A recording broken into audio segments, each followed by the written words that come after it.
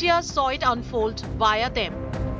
ये चंद कदम की दूरी पर मैं हूँ इस समय। जो पीछे आपको फेंसिंग दिख रही है, ये वही फेंस है जो गाजा पट्टी को इजराइल से सेपरेट करती है। इसी के हिस्से तोड़ कर हमास के आतंकी यहाँ पर आए थे। No one got closer to Gaza. You can hear the siren played out again in Ashkelon. This is fifth attack since morning, and the moment siren heard, the first protocol is to evacuate. All of a sudden, loud noise, loud explosions heard here in Ashkelon again. Most watched war reporters are back.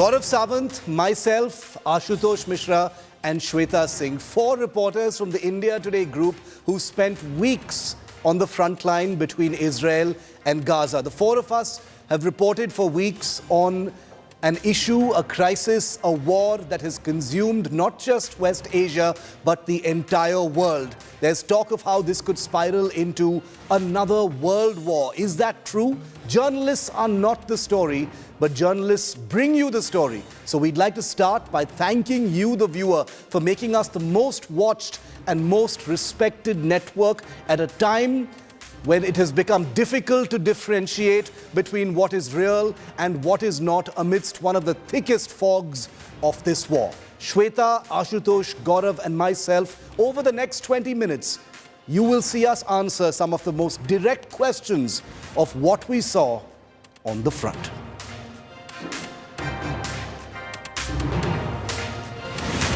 Thanks as always for being with me here on 5 Live on this special show and broadcast where you get to meet the war reporters up front and uncensored. First, as always, the headlines. National capital chokes, but Netas bickering once again. Aam Aadmi Party government blames the centre. Congress calls pollution a criminal act by the Aam Aadmi Party and centre. BJP says smog towers not a solution. It's a big Pappu showdown in state of war Telangana. KT Ramarao calls Rahul Gandhi the national Pappu. Congress hits back, claims KCR a family looting Telangana. Kamal Nath triggers a big row crediting Rajiv Gandhi for the Ram Mandir. Amit Shah hits out, says it's a temple for Hindus and no one can take credit. Big Boss winner Elvish Yadav booked for distributing snake venom at a rave party. 5 others arrested. Elvish refutes all allegations. Israeli forces surround Gaza City on all corners as bombing intensifies. Israel cuts all funds to the Gaza Strip as Hamas now retaliates.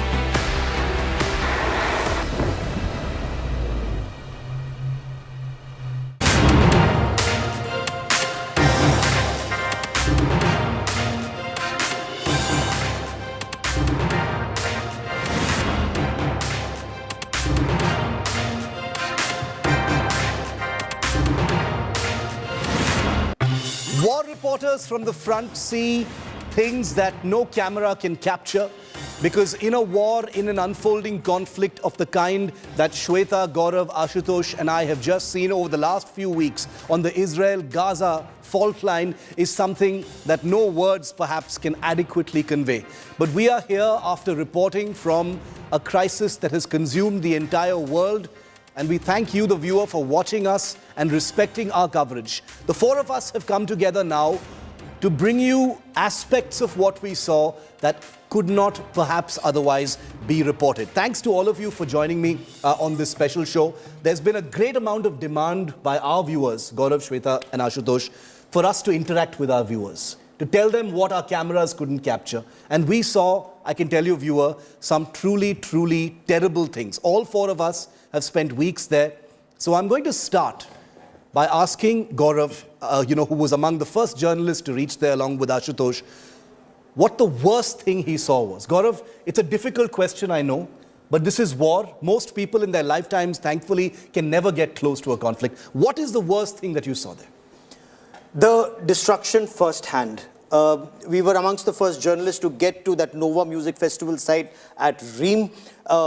The rotting bodies, unfortunately, and that's a very tough word to use, those bodies were still there. We saw those bodies. I saw those bodies. I saw bullet marks in that camp. I mean, that's where all the music lovers, youngsters, future generation of Israel, they'd come together, and that's where terrorists, they came on hang gliders, and they shot 300 of 3,000 who were there. So that was terrible. Going to kibbutz Biri, going to Nihal Oz, one of the first kibbutz that were targeted by terrorists at a time when the stench of that rotting flesh still there, cars burning still there. We got there on the 8th, and these were places we got to by 10th and 11th. So it was terrible being there, covering this war at a time when shelling was still happening in a terrible way. You know, in Tel Aviv, you still have about a minute and a half to duck. In Sderot, where I was, you had less than 30 seconds. They were shelling. 30 seconds, you can't even find where the nearest bunker is. So you just lie flat on the ground next to a car or next to any structure that would protect your head and your body, Shiv. Shweta, you know, you and I traveled together to some of those kibbutzes. You know, I remember the IDF soldiers asking us not to film certain things. But they didn't stop us from seeing those things. Yeah. Some of those things that you and I saw. The blood on the floor. Remember that particular place where 3 babies were slaughtered. You know, it pains when there are people who question you, why didn't you go to Gaza? Why did? So, okay, that's a different story about going to Gaza. The journalists who are in Gaza, who belong to that place, are covering that place. You cannot enter that area. But that does not stop you from questioning those people. Yeah. If you're looking at the babies of Gaza, how are you blind to a baby who's been put into a microwave and killed, burnt to death, cooked to death rather? How are you blind to that 10-month-old baby who's been taken hostage? Shiv, the worst part of when I was present there, the one time when I actually felt really pained was when I saw the families that are sitting in Tel Aviv waiting for their loved ones. The weight in their eyes, the pain in their eyes, the mother of a 3-year-old who's asking me who will be changing his diapers, who's giving him milk. I think the child aspect of what the 4 of us saw in Israel is absolutely horrifying, and I don't think those images will ever get out of our minds. And the 4 of us happen to be a part of a small group of journalists who saw some of that uncensored footage. Ashu, you also saw some of that footage, but apart from the footage, we also saw it up close. It's a different thing to see it up close. You also saw it, Ashu. You know, a toddler's shoe soaked with blood. Yeah. A back seat where perhaps the family was, trying to escape. Immediately they heard the firing taking place. But then a heavy caliber bullets literally penetrated the back seat, perhaps all around, those blood. That explains that the people, those Hamas group militants, whoever came, they did not even bother to see whether there are women. You know, when there is an attack, when the 2 nations fight, 2 groups fight, you attack an army, that's a war. You do not attack women and children, innocent people, but this is what is happening. So, of course, there have been casualties both the side, but remember who started first. Of course, there are people, innocent civilians who died in Gaza, but there are innocent civilians, women, children who have died in Israel. They have been killed, they were targeted. It was a pre-planned. They worked out for months to carry out this exercise, and it was in a planned way. They attacked the innocent civilians, women, elderly people, eliminated literally village after village, kibbutz after kibbutz in the bordering area. Shiv. One thing that I want to say repeatedly to all of our viewers, and this is something that has been acknowledged, is that the India Today group's reportage, India Today and Aaj Tak together, has been the most objective, most fair, most 360-degree. Gaurav, you and I both reported from the Palestinian territories. So did you, Shweta.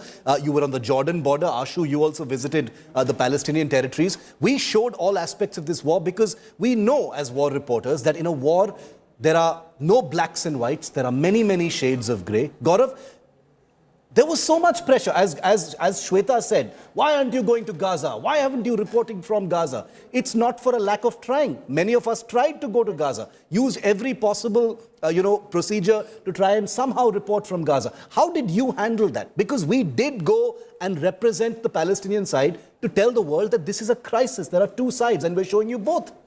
And to the best of our ability.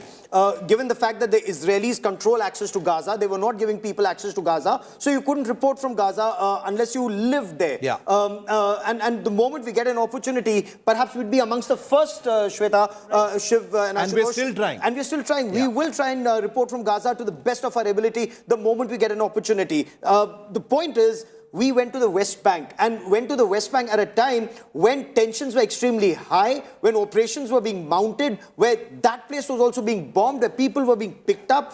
And we went into territory that we knew nothing about. Yes. Usually when you go into a difficult area, you always hope that you always plan an exit strategy. When we entered, when I entered at least, the West Bank, and when I reached Ramallah, I had no exit strategy. I did not know any local there. I just knew one journalist. Trusting that journalist, we got into that place, and you could have been abducted. You could have been taken into some tunnel and hidden in a dungeon, and you wouldn't know what to do. One phone number in Shweta, if that stops working, you wouldn't know how to get out of that place. My phone wasn't working there. And your phone I wasn't trusted working my taxi driver.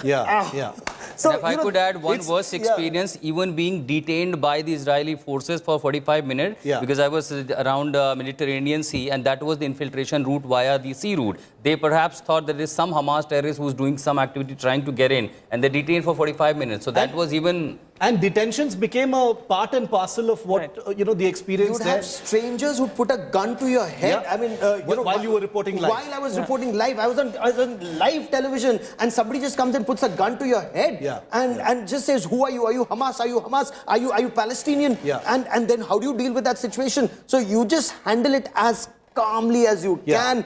You take out your identity card. The Israeli army had given us an identity card. The Israeli government, that you're foreign journalists covering. Sometimes even that didn't work. And sometimes that didn't work. I mean, such was the tension. And everyone's on tenterhooks. 1,400 people have been massacred. Rockets are falling every day. There is tension in the air. And no one trusts anyone, because people think that there are people here who are guiding the bombs. Absolutely. Shweta, this was a country where we were reporting from. It was a country at an emotional peak. Right. People were on edge. So as reporters, we know we are not the story, but we also had to contain our own sense of, how we speak, how much probing to actually do with common Israelis. Correct, This is difficult. And that is where they tell you that you don't have to be neutral, you have to be objective. Exactly. And that is what we did. We were confused for doing your own camera. So sometimes you keep your mic ID separate, and even the Israelis thought that you are part of a particular group. The discerning viewers would know which group we are talking about, and they would say, are you that particular channel? A Middle Eastern channel. And we would say, no, then we take out the ID, we show India Today, and they realize, okay, you are India. Similarly, when I was in parts of Palestine, East Jerusalem and Ramallah, they wanted to know, are you representing Israel? Correct. So it is a tough situation for a single journalist who is traveling there with nobody to translate. There are just a couple of words that you would know in Israeli or in Palestinian, in Arabic, and you have to live that way. And amidst I think it was more difficult for the India Today journalists, because everybody understands English. When we were speaking in Hindi, we were more protected because we could stand in Palestinian territory and talk about the terror of Hamas. And we could stand in Israeli territory and we could talk about the human rights issues that are coming up against them, or the unpopularity of Netanyahu these days. And it's something we saw up close. Believe me, Israel being a democracy and the things we saw during the protests, etc. But before I come to the, to the sentiment on the ground, I want to ask you, Ashu, about, the detentions, the work of a war reporter in a place like this. When you land there, you're flying blind, you don't know anyone, very few contacts. The Israeli government helps in some ways. The Palestinian authorities, when you're there, help in some ways. But otherwise, you are in a very, very difficult area. You can be detained at any time. And I think all four of us at some point or the other were held back, were detained, were questioned, and that became normal. So, totally going to in a conflict zone where the two organizations, the two military are in a war zone. So there are apprehensions. They don't know you, you don't know them. You don't speak Hebrew, they'll ask you, who do you support? Do you support Israel or not? At the moment, what are you going to say? You have to take at least a line to save your life. And when I was detained, I remember in Ashkelon, near the Mediterranean Sea, They told me later that had you put your hand in your pocket later, we would probably have shot.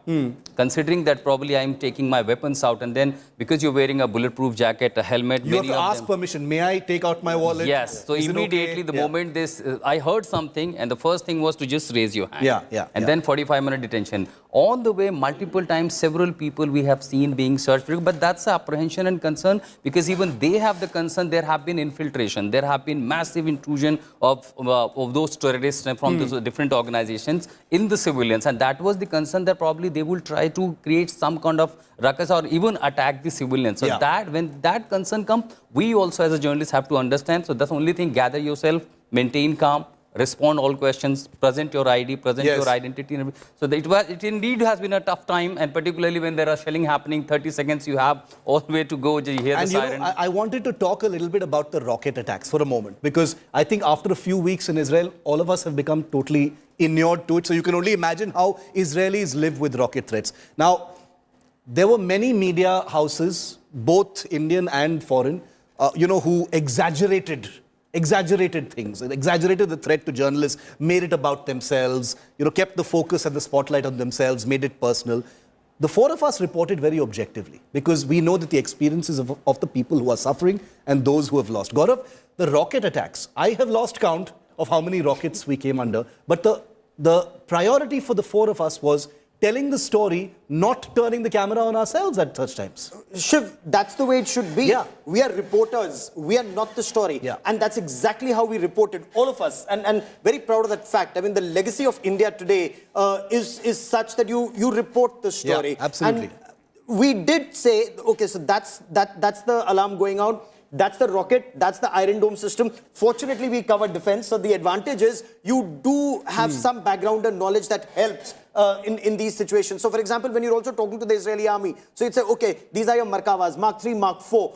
What's the difference between the two? You're also able to explain that to your viewers. Incidentally, several Israeli soldiers would then come and actually start talking to you about the weapons that they're using, about the sites that they're using, and you'd get more information because we covered defense. That was one major advantage. But tell me, you were there and you've been covering defense. You've been to Israel before. I've been to Israel before. This actually helps when you engage with a soldier and he knows you know his stuff. There's an instant rapport. There's an instant kind of respect that comes from an understanding of conflict. And, all of us have reported conflict. And I think that's something that our viewers really, really respected. The rocket attacks, seeing those weapons on the front line, understanding that these are not toys. These are instruments, that can cause mass casualties and death, which they, often are. But Shweta, one aspect that I wanted to get in, as we move towards the last phase of this thing is the India angle. Am I wrong to think that wherever we went, once people found out that we are from India, there was instantly a kind of brightening of the mood, a kind of respect, a kind of recognition of India's stand. And this despite India's foreign policy. Right.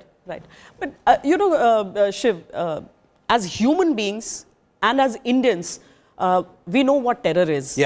After 26/11, we know what such a terror attack as the Hamas did in parts of Israel was. And we are against terror. Anything comes second. Yes, we are sensitive towards human lives. We do not want that any civilian should lose his life, let alone children and babies. But as Indians, we are already placed in a way which... There is empathy. Even in Ukraine, whether it was the Ukraine forces or the Russian forces, tell them you're Indian. I had an advantage of my name because it's a Russian name and a Ukrainian name, Sweta. So they were very open to me, though I had my experiences with detention with Gaurav Sawant, courtesy Gaurav Sawant rather, but I got a good experience which I could use in Israel. Gaurav used to get detained everywhere because he took out his camera everywhere. But so that was a good experience. But here, being an Indian, they knew you were against terror. You were with Israel in their fight against terrorism, and they respected you. And Gaurav, the India aspect, because I remember when you were reporting live also, you very regularly were informing people who were trying to interfere with the reporting that you're an Indian journalist. Absolutely. And we saw that in Libya as well when we reported. I was about to come to that point. Shiv and I were detained even in Libya when we were covering that conflict in Libya. And being Indian actually helps because it's the love for India, it's the love for our film industry, and if I may, it's the love for Amitabh Bachchan. Yeah. That really held us in great stead, whether it was in Libya or in Egypt. Or in Iraq, Shiv, or in Russia and Ukraine, Shweta. Ukraine, where they had Mahadev tattoos on their arms, and they know who Kshatriyas are. Krishan ji is. So exactly in Israel as well. I met a lot of people. Shiv, the stand that India has taken, that we do support two-state theory, Palestine needs a separate but state. Terror is terror. But when it comes to terror, the global, we have a same voice, we are against terrorism. And that perhaps helped all the Indian journalists because every Israeli knew, you're from India, okay, India is with us. And same was the case even at the West Bank when you and I went there. Absolutely. That was the same case. And I think, what Shweta, Gaurav, Ashutosh and I are basically trying to tell you viewers is that, we happen to be there at a time of, historic fault lines between Israel and the Palestinian territories. Who knows whether this will lead to peace, the decimation of Hamas. What you're going to see coming up shortly is also an unfolding story about how Israel is trying to get India, a victim of terror, to also proscribe officially Hamas as a terror organization. Will that happen? We don't yet know. But I know for a fact that I speak on behalf of Shweta, Ashutosh, Gaurav and myself that if we are sent back to the front lines, we will not hesitate. Even for a moment, we will see it as a privilege to bring and report that story to you firsthand. Thank you so much for watching. And on the other side of this very short break, my interview with Ambassador Naor Gilon of Israel. Listen very carefully. He talks about how personal this war is and how India can help.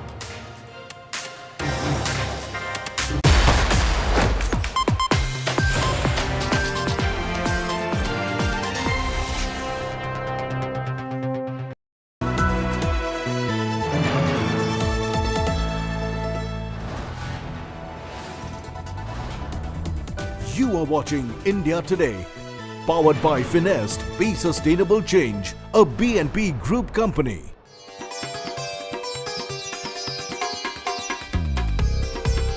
Time for me to head for some tea and poha. Congress has to try hard to win back. That's what I wanted, my black chicken kadakna. मेथी का Laddu ED अपने घर पहुंच गए। स्वागत है उनका। 150 करोड़ की अघोषित संपत्ति जब्त होती है। रायपुर आना है तो नुक्कड़ जरूर जाना है। छत्तीसगढ़ी थाली। बहुत अच्छा। PSC is basically Party Service Commission. छत्तीसगढ़िया। बढ़िया।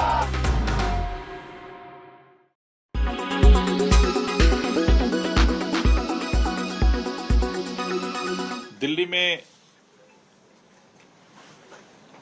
अब ग्रैब 3 को लागू कर दिया गया है।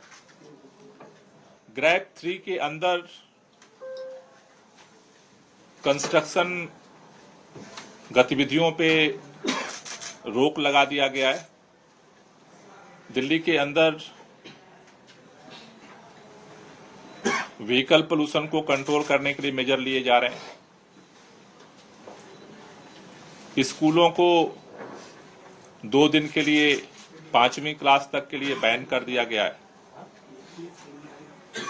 दिल्ली में पेट्रोल की BS3 और डीजल की BS4 गाड़ियों को भी प्रतिबंधित कर दिया गया है।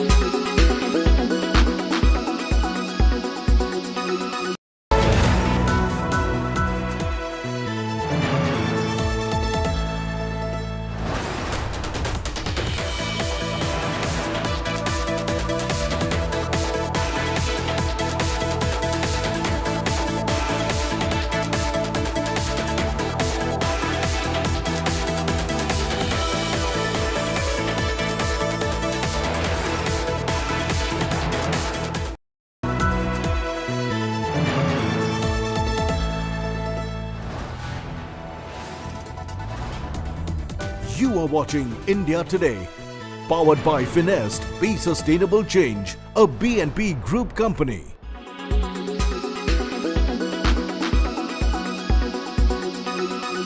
Insisted on asking the most cheap, sordid questions about my personal life, including who do you talk to at night? How many times? Can you give me those call details? Have you been to a hotel with X? Have you stayed there? Where have you been in the last 5 years? Where all have you been? I mean, Then he says, you call so-and-so a dear friend. Does his wife know about this? And he mentions the wife's name. What is going on? He was warned repeatedly. Only the chairperson was questioning. The rest of the BJP members were fine. But they didn't say anything. The 5 MPs from the opposition protested vigorously and they said, you can't do this. This is nonsense. The chairperson cannot humiliate a person. He says, no, I can do what I like. And it continued. I told him many times, I said, I may be a witness, but I'm a citizen of India, which I guaranteed my privacy. Second thing is, I'm an MP. I'm not sitting here like some, and you cannot ask, you can ask me anything to the inquiry. I will answer all questions. On the NIC login, I will answer questions. On the supposed gifts I'm supposed to have got, I will answer questions.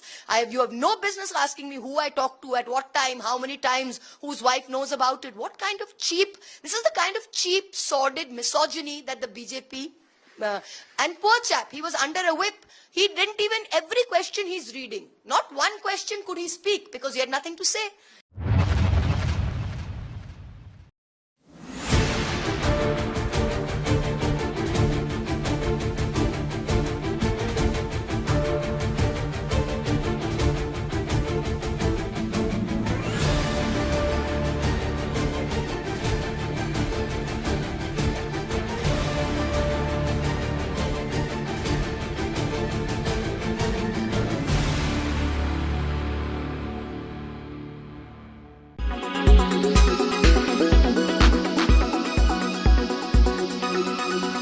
Make your media plan smarter with India Today Live TV on your connected devices.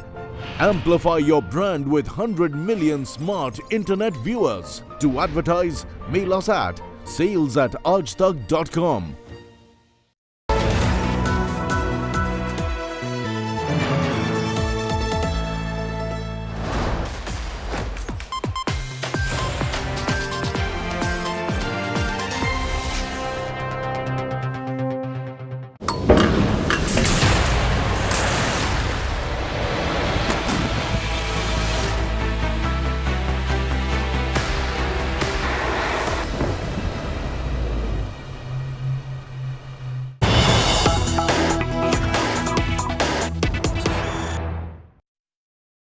I've just returned after 2 weeks in Israel. I had a chance to report from the front lines of the Gaza Strip and different other places that were among the worst affected on October the 7th. One of the persons on the front lines of Israel's battle to convince the world and to remind the world not to forget what happened on October the 7th is Israel's ambassador to India. And he joins me now here for an exclusive interview on India Today. Ambassador Naor Gilan, thank you very much for speaking to India Today. It's been nearly a month, sir, since the attack. What has this month been like? I want to ask you that first straight out. Yeah, first of all, there are 2 levels. There is the professional and the personal one. What transpired on October 7 in Israel is something unprecedented. So we had terrible bus bombings where body parts were there, but this cruelty of human beings, human animals, is something that we never saw. So there is a shock, but also the numbers, the figures. I mean, 1,400 people dead. It's like if you compare to India, it would be like in these 10 hours, 8 hours, 12 hours, like more than 2 lakh people were murdered. That's the number. So everyone knows someone, and the shock of the abduction, the atrocities that were done, rape and decapitating and whatnot, but also the people who were abducted, kidnapped. We have the pictures here around us, and it's a big shock. So it goes from the fact that in the embassy we had 2 people whose first cousins were killed in the party, and one in the party, one in the military, in the first wave. And everyone knows friends and the other side of it becomes the personal one. Because my wife is in Israel now visiting to be with my 4 kids and my 5 grandchildren to help them. My youngest daughter is in military service. One of my sons was recruited into reserves. So, you know, it's also on the personal level when I know that they run to the shelter every 3-4 times a day. They live around Tel Aviv area. 3-4 times a day they might be running to the shelter. My father lives in Rishon, which is not far, Rishon LeZion, not far from Tel Aviv, much targeted. He's almost 90, 89. And, you know, he has to run to the shelter. My in-laws, it's a very, you know, very busy, very emotional, but we are strong. The sense I got, and I completely agree with you, Ambassador, that virtually everyone we spoke to in our 2 weeks in Israel, you know, had a personal story to tell, either one of loss or one of suffering, or, you know, knowing someone who was directly affected or someone who was recruited into the reserves. 5 days before I left from Israel, the ground operation, you know, the highly anticipated ground operation began, sir. It's a very deliberate, slow-moving ground operation, at least from our perspective, because we've seen how things have turned out before.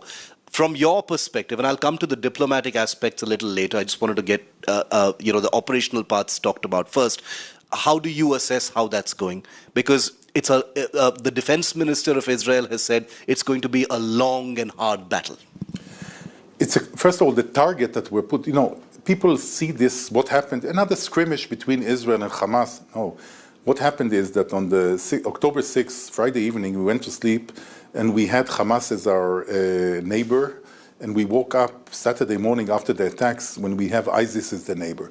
And where we thought that probably the main failure, I think, of the conceptual failure of Israel was to try and see Hamas as a reasonable, responsible, to a certain extent, player. So we thought, our thinking was that with the dual containment, if you do the military deterrence, the fear that we will go in, and like happening now, and improve their lives, we will give them enough incentives not to deal with us. That was the thinking, and that's why we failed. That once this failed, because we didn't understand that they are at the end of the day, the ideology is much stronger than caring to their population or showing the population they can supply them with better lives, because life was getting better. We allowed tens of thousands every day to go to work in Israel. This brought a lot of money, a lot of materials and products, and everything went in. Look how the Gaza Strip was before that. I mean, cars and equipment and everything was there. So you understand that it was a total failure, and that brings, for the first time, the cabinet put as a directive to eliminate the regime of Hamas in Gaza and to eliminate the capabilities to reenact such actions and to bring back the hostages, which is the other. So it's going to be long because the definition of the task is very big. Because when you have ISIS, like the Americans did in Iraq and other places, when you have ISIS, the only way to eradicate, you cannot eradicate the ideology. It's in the hearts or in the minds of people. You can either catch them, capture them, jail them, kill them, or make them run away. That's what happened also with Americans. And this is a very hard task, especially when the Hamas is hiding behind human shields. Now we have double. In the past, always they had human shields, their own population. And when Israel, in the 3 weeks, more or less, before the ground operation, since the October 7, we tried to do any effort to advise the population in the north, because we knew we were coming in the north. So we gave them a warning also to Hamas to know that we will start in the north. It's a little bit risky, but we did it in order to help population. And we told them, go south, go south. Hamas was threatening them not to go south. And some did, many stayed, and now we are in a war where we have civilian population as human shields and also the kidnapped as human shields.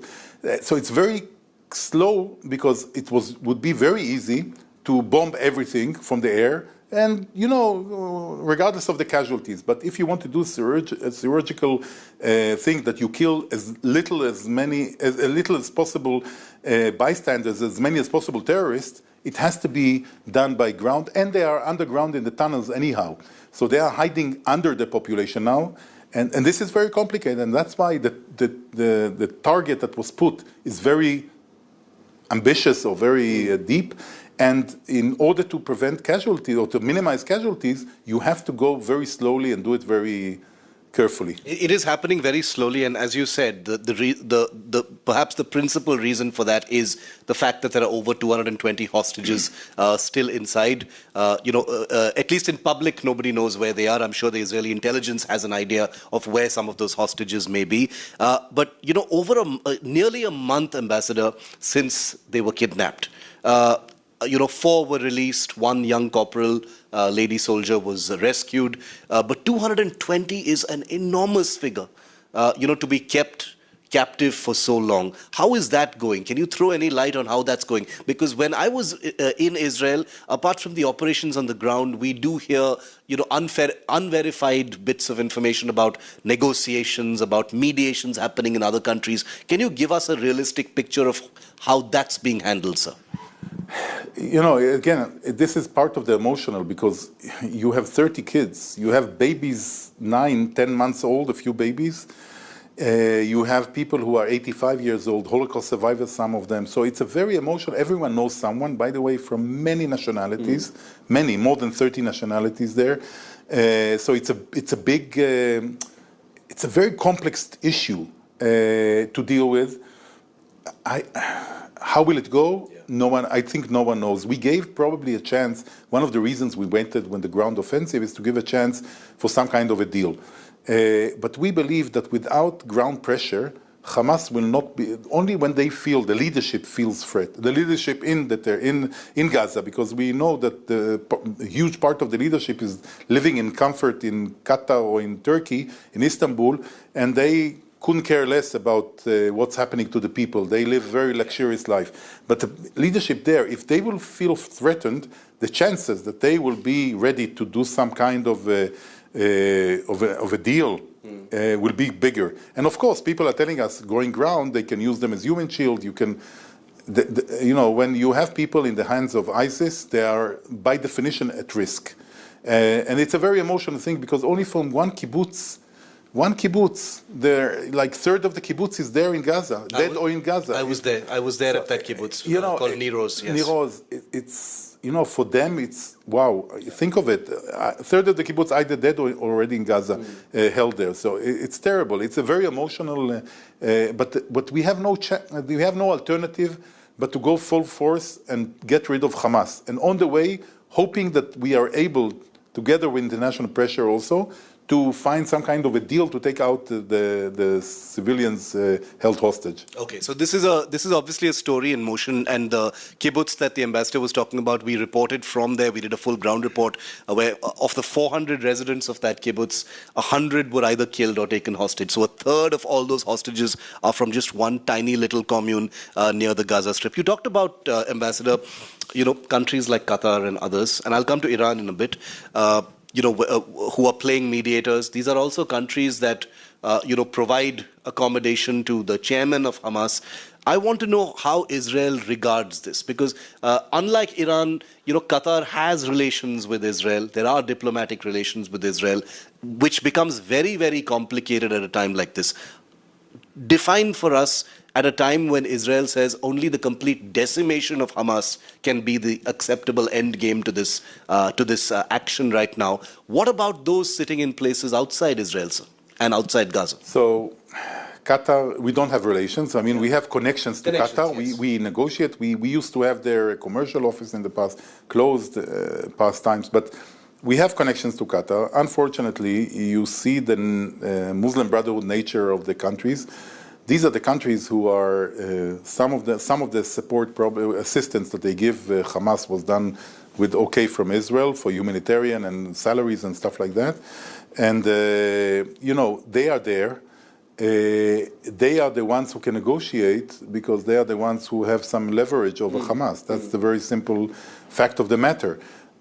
So unfortunately, I mean, I see in Qatar, one of the biggest problems of Qatar is the fact that Al Jazeera is there for so many 20-odd years, poisoning more and more generations of Muslims around the world. In their Arabic language, they are really a tool of poisoning.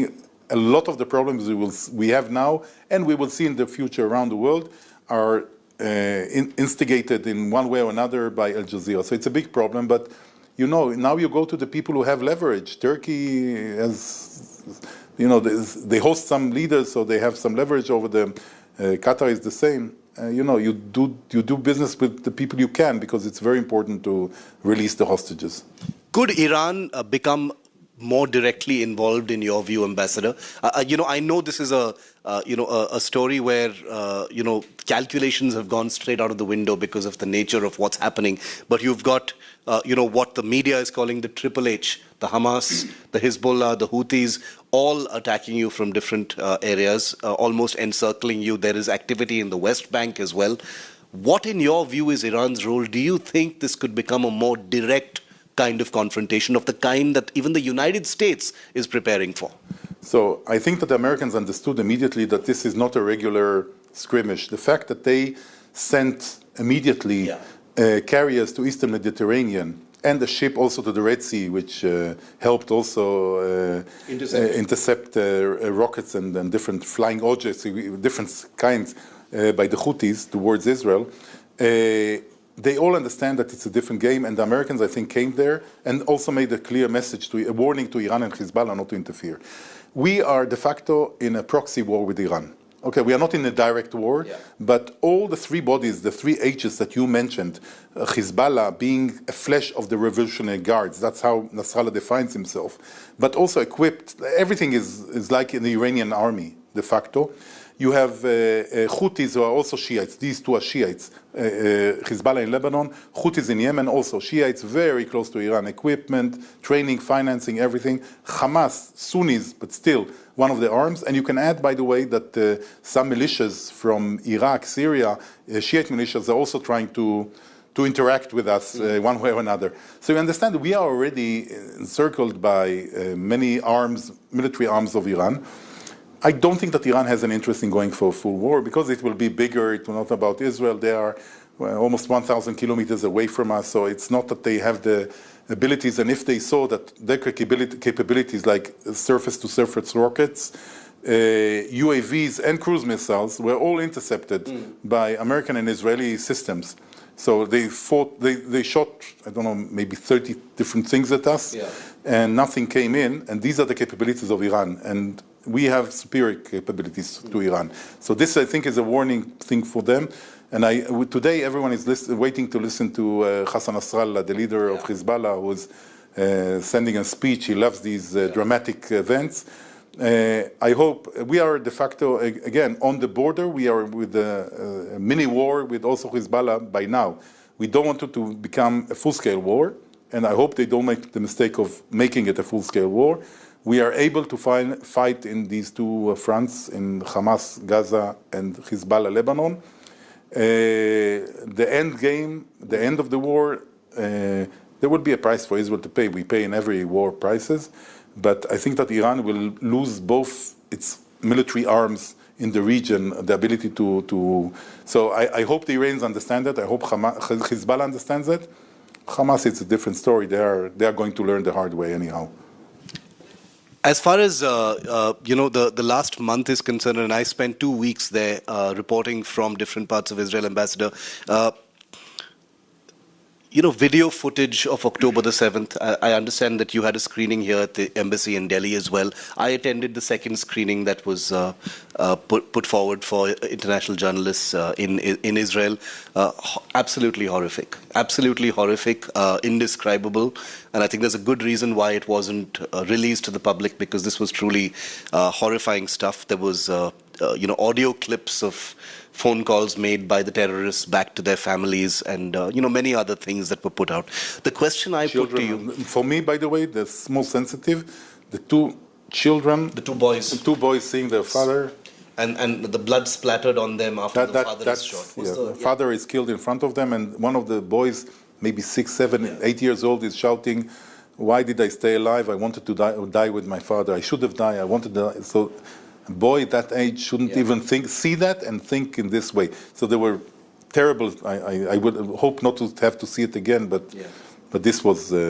My question to you on Israel's decision, and I understand it was a difficult decision to put out that footage, and it may even be shown in the United Nations, is: does Israel feel like it is having to remind the world about what happened on October the 7th, but you have this overpowering narrative from abroad saying, no, this is Israel's fault, you have to go back into history. And Israel feels, why are we sitting here having to remind the world about what happened on October the 7th?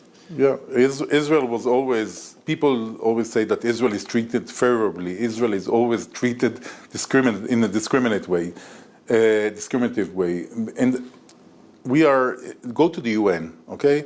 In the UN, during the Cold War, and we are going back to Cold War, there is an automatic majority of the non-aligned movement at the time of the Cold War.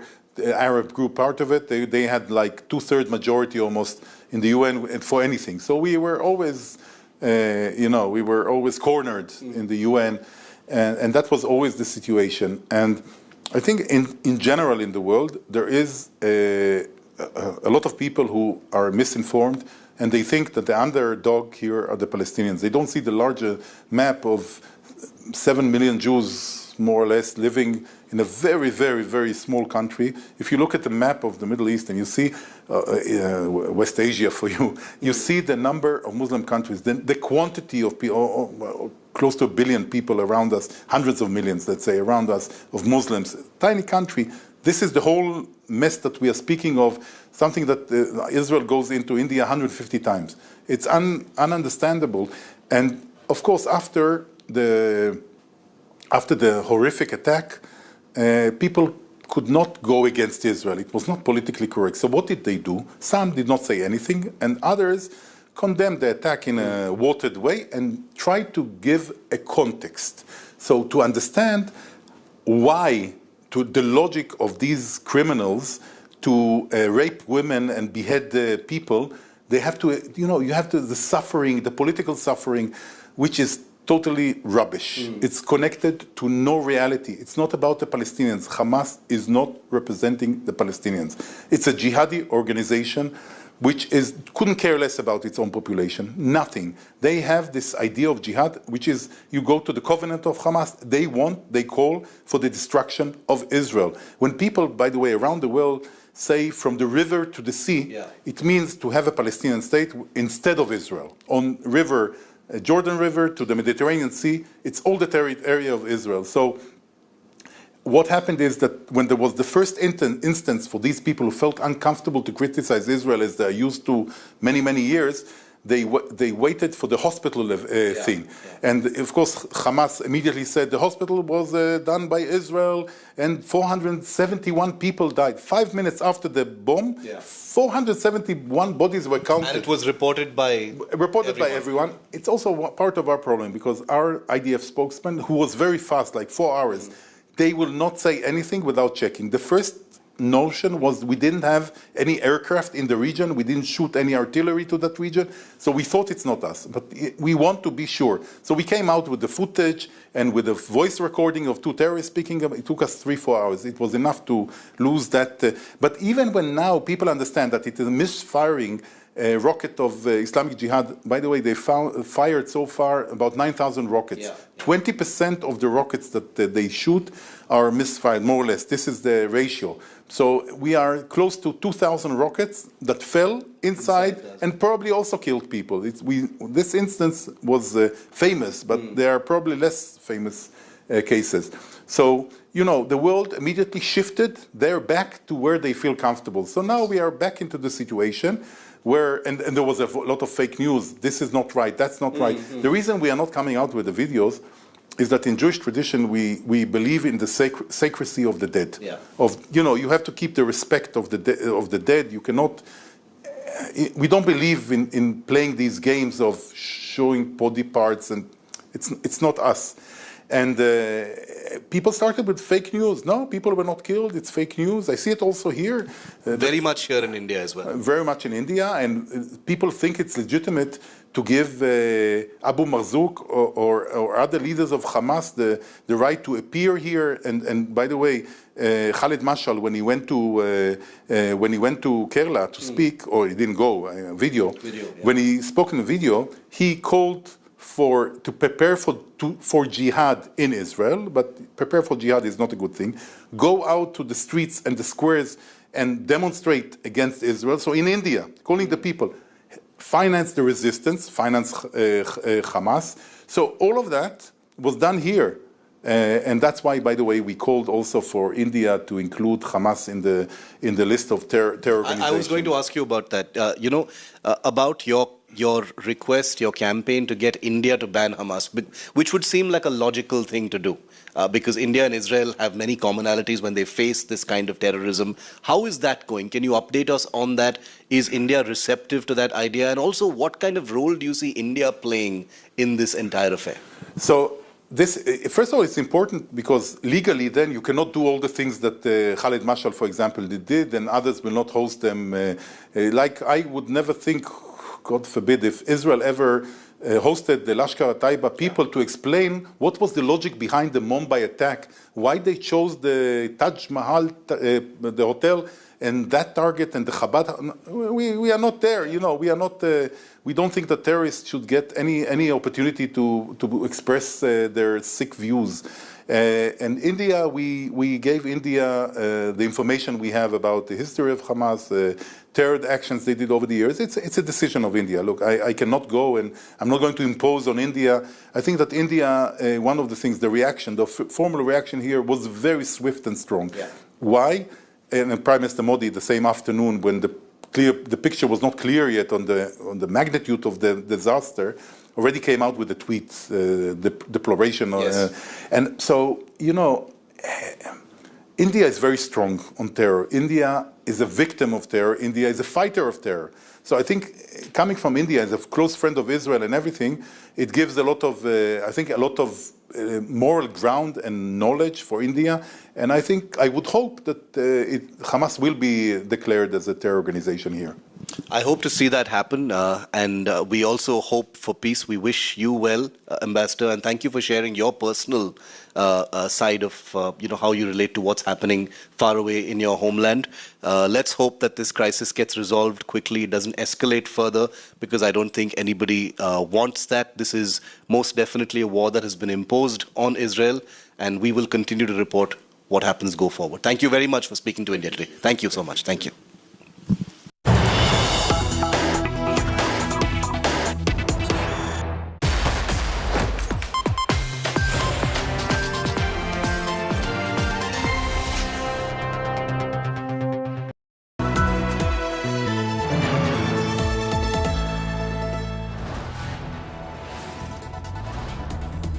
You are watching India Today, powered by Finest, Be Sustainable Change, a BNP Group company.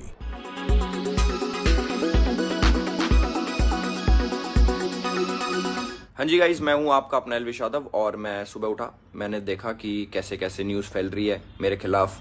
All over media में ये चीज़ हो रखी है, Elvish Yadav arrest हो गए, एलविश यादव नशीले पदार्थ के साथ ऐसे ऐसे पकड़े गए। ये सारी चीज़ें जो मेरे खिलाफ फैल रही हैं, जितने भी आरोप मेरे ऊपर लगे हैं भाई, सारे बेबुनियाद हैं, सारे फेक हैं।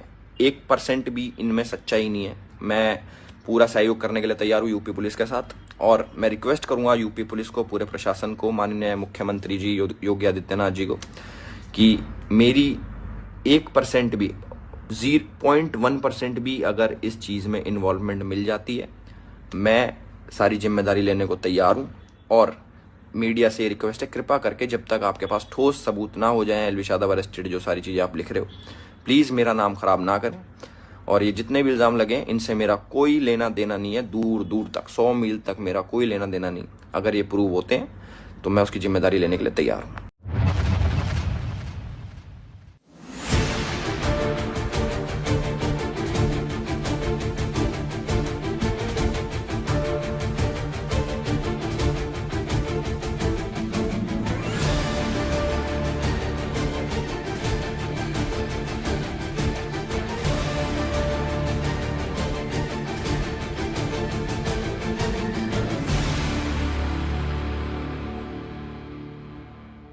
Weather forecast now.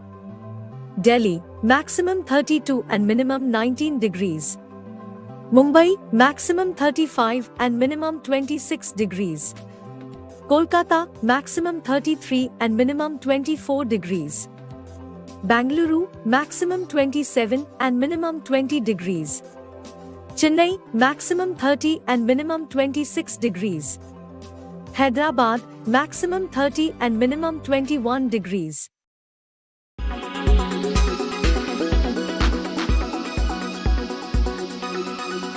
Make your media plan smarter with India Today Live TV on your connected devices.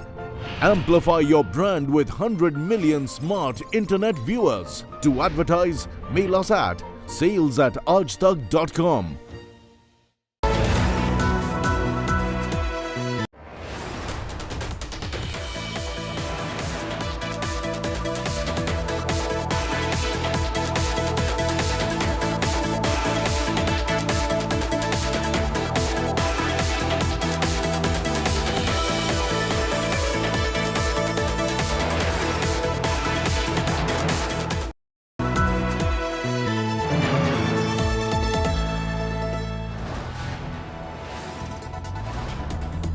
You are watching India Today, powered by Finest, Be Sustainable Change, a B&P Group company.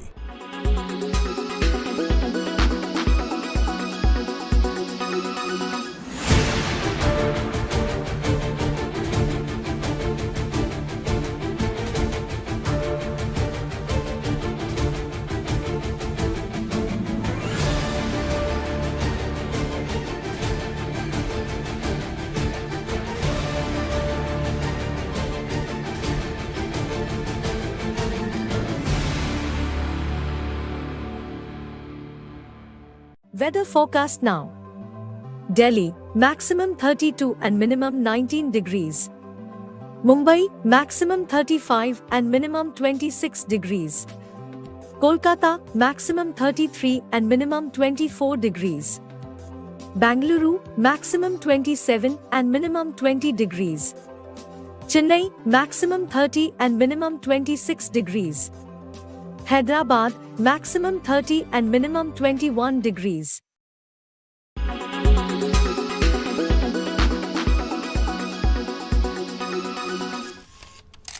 Kerala's public health. All political parties traveling from different parts. Armed with facts, Looking at political back. she takes the news by its horns. Do you think the future of these students are not hampered? Fierce, bold, and direct, setting the tone for the biggest stories from every corner and every angle. Expect nothing but the unfiltered truth. News first, niceties later. Watch me, Nabila Jamal, on India Today.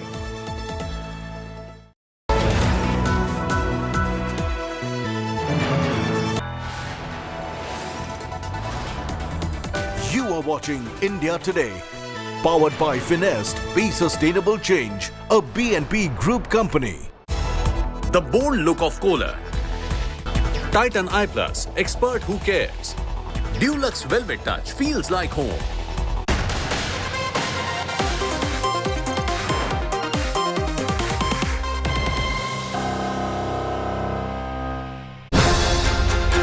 Millions of followers.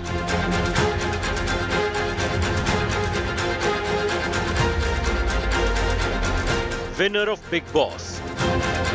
The winner is Elvis!